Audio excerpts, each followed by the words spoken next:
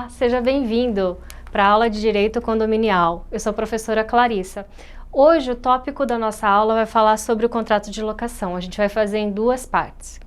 Então vamos lá. O que seria o contrato de locação? O contrato de locação residencial ou qualquer contrato de locação de imóvel é um instrumento pelo meio do qual o locador, o proprietário do imóvel, cede o uso do seu imóvel urbano para que outra pessoa, que a gente chama de locatário, possa residir nela ou usufruir dela.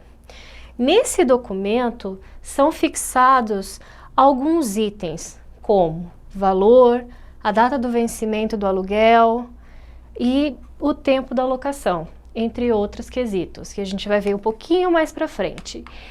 Além disso, o contrato de locação deverá prever os direitos e os deveres de ambas as partes envolvidas no contrato, tais como a responsabilidade pelo pagamento de tributos e a indenização de obras e melhorias feitas no imóvel, certo? Se o locatário for prestar algum tipo de garantia, como a caução, a fiança, o seguro fiança locatícia, esses termos também têm que vir dentro do contrato de locação, eles têm que estar expressos dentro do contrato. Documentos que são necessários na hora de se firmar a locação. No caso do locador, a pessoa que possui o imóvel, ele tem que apresentar a matrícula do imóvel, isso é bastante importante, porque através da matrícula do imóvel a gente sabe de quem é a posse do imóvel. Então, a gente tenta evitar algumas falhas no contrato de locação aqui. O RG, CPF, contas em dia de serviços públicos do imóvel que vai ser locado, como água, luz, carnê do IPTU e procuração, caso esse imóvel ele não seja assinado ou seja procurado, representado por uma segunda pessoa, certo? O dono usa uma segunda pessoa para representá-lo nesse contrato de locação. Agora, vamos ver os documentos que são necessários no caso do locatário, a pessoa que vai locar o imóvel. Então, a mesma coisa, cópia da carteira de identidade, RG, CPF. Se for casado também, tem que pedir para o esposo ou para o cônjuge os mesmos documentos. RG, CPF, comprovante de renda, isso é muito importante, porque o locador ele precisa ter a certeza de que o locatário ele tem condições de efetuar o pagamento das locações todo mês, certo? Então isso é bastante importante. E caso seja necessário, o fiador. Então o fiador também tem que trazer essas mesmas documentações. RG, CPF, escritura definitiva do imóvel, se o fiador der um dos seus imóveis como segurança, certo?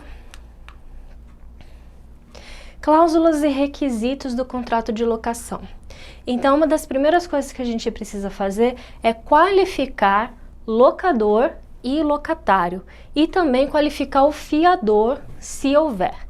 Outro ponto é a descrição do endereço e o imóvel, certo? Então, o imóvel tem que estar descrito com relação a cômodos, que tipos de ferramentas, não é ferramentas, mas acabamentos tem dentro desse imóvel e também o endereço do imóvel.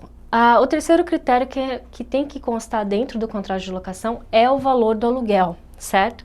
E também o índice que vai ser adotado anualmente para o reajuste desse aluguel, que vai ser sempre um reajuste anual. O quarto ponto é a forma e o local de pagamento, aonde esse pagamento vai acontecer e de que forma ele vai ser efetuado. Outras cláusulas que são bastante importantes dentro do contrato de locação é a cláusula de multa, caso o contrato seja rescindido, certo? Multa por atraso e mora de pagamento. Garantia dada pelo locatário, se o locatário vai usar um fiador, se o locatário vai usar uma caução, certo? Discriminação de impostos e taxas dos responsáveis pelos pagamentos.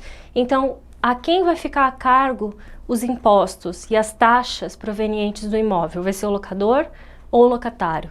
Então, neste momento, aqui dentro do contrato, essa questão tem que ser muito bem especificado, quem deve, quem é o responsável por pagar essas taxas. A destinação do imóvel, se esse imóvel está sendo locado com destino a ser um domicílio ou comercial, certo? Para que não descaracterize o uso desse imóvel. Início e duração do contrato também. O contrato de locação deve conter os seguintes elementos para que ele possa existir e ser classificado como um contrato de locação. Se for bem imóvel, tem que descrever o bem imóvel, ou se for um bem imóvel. Tem que existir consenso entre as partes, as duas partes têm que concordar no contrato e o preço que vai ser utilizado para esse contrato.